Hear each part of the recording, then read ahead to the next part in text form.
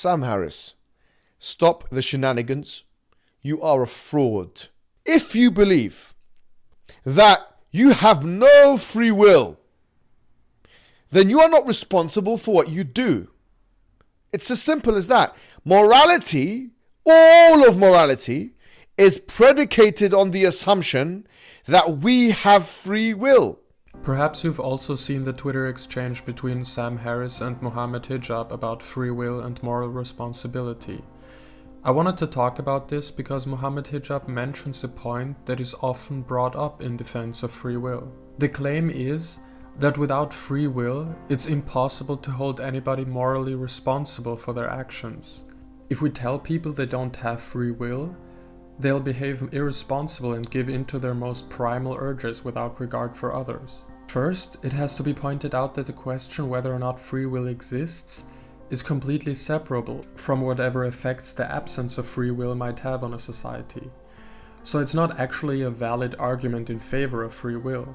If we really care about the truth, the consequences of discovering it have to be dealt with later, even if that truth is uncomfortable and is at odds with our current worldview. Now, that being said, I don't think acknowledging the absence of free will would have the large consequences on our societies that Hijab fears. The reasons for punishing somebody would still remain. In most modern societies, we punish people to disincentivize unwanted behavior, not to seek retribution. Similar to how a dog can be taught not to pee on the carpet through positive and negative reinforcement, a person's decision to rob a bank or steal a car can be thwarted by the threat of a long prison sentence. And to have your behavior be affected by punishment doesn't require free will. On the contrary, the threat of punishment is simply one more domino piece in the causal chain of the universe, the same causal chain that the potential criminal is also a part of. If we take a closer look at this concept of moral responsibility, there's an interesting paradox to be discovered. We don't hold 3-year-olds responsible for their wrongdoing in the same way we hold an 18-year-old responsible. The reason we don't blame a toddler even for actions that cause great harm is because we can't expect him to know any better. To say somebody ought to behave a certain way first requires that he can.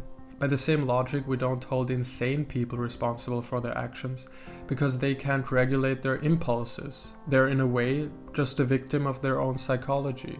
Now, when it comes to an adult of sound mind, we say he really should have done otherwise, because he could have. So moral responsibility seems to be proportional to a person's capabilities. The more competent a person becomes, the more blameworthy she is for not living up to her moral duties.